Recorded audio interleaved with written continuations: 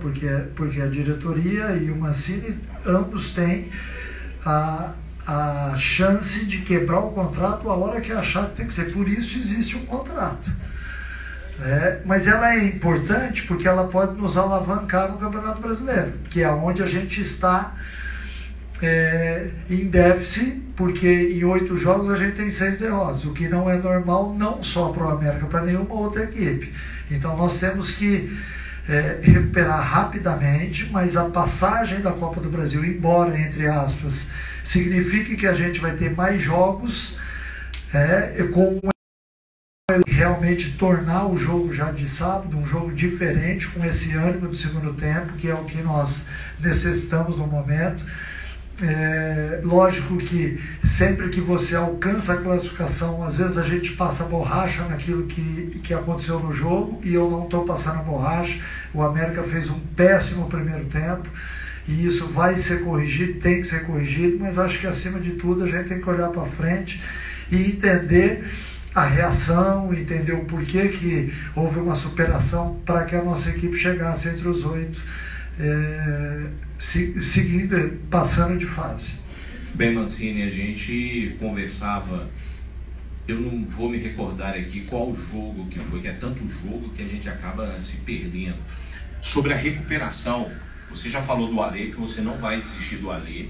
Aí eu ainda acrescentei sobre a questão do Juninho, que estava abaixo, e você disse, eu preciso de recuperar Alê, Juninho e outros jogadores também para voltarem a dar o resultado que eles davam antes.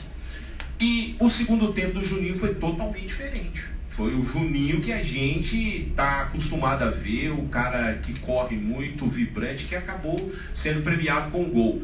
Gostaria de saber, além dessa conversa dura no vestiário, o que prevaleceu mais para que o América pudesse sair daqui como saiu com a classificação?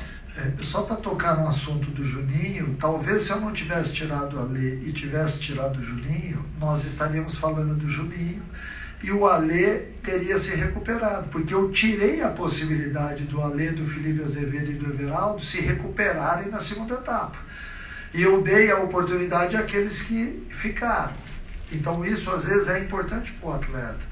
Mas eu, sinceramente, eu acho que nós temos que estender a mão para o Alê, porque o Alê, assim como outros atletas que caíram de rendimento, eles fazem parte de um esporte, de uma profissão, que isso acontece muito.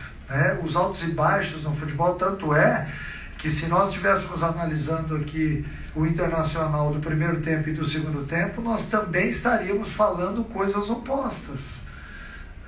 Então, nesse sentido, eu acho que nós temos que ter paciência e saber que todos são importantes e em que algum momento eles vão nos dar aquilo que eles sempre deram.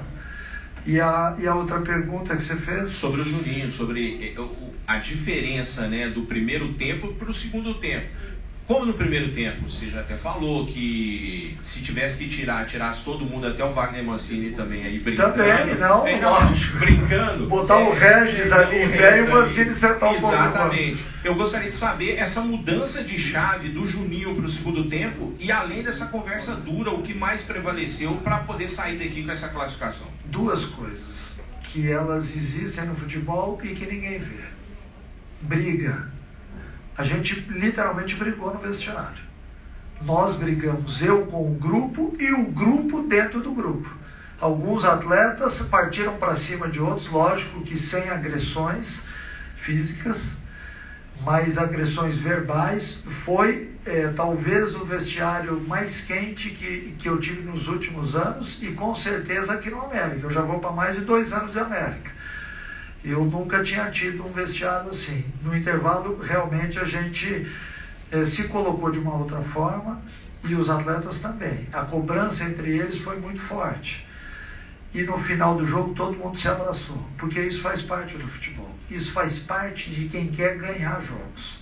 Isso faz parte de quem vive do esporte e sabe que você tem que ter desempenho. Eu não posso, de maneira alguma, aceitar que meu time tome 3-0 no primeiro tempo, vencendo o primeiro jogo por 2-0 nos últimos 5 minutos, E aí você, em 25 minutos, você entrega essa vantagem. Eu não vou nunca aceitar isso, porque eu também já estive dentro de campo. E eu sei aquilo que está passando lá dentro, porque eu já vivi isso.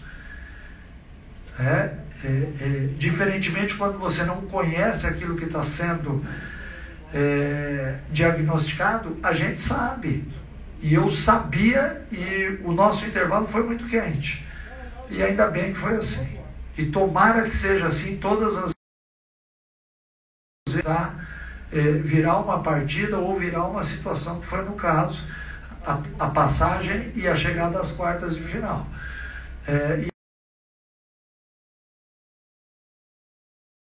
E é se comprometendo.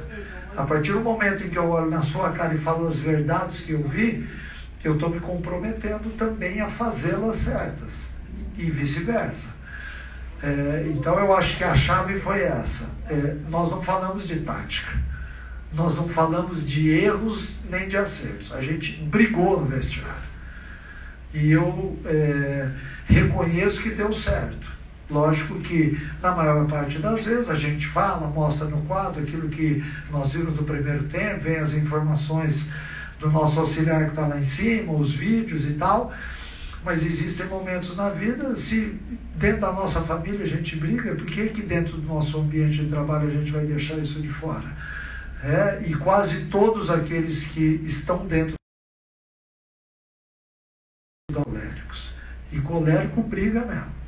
Ainda mais com sangue italiano nas veias, né? Então, eu acho que esse foi o nosso que vai ser sempre assim, tenho certeza que não, mas nas vezes onde o nosso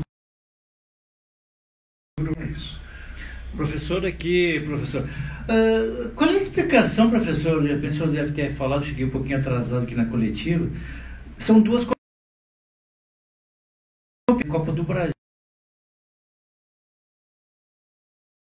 Explica porque com a América está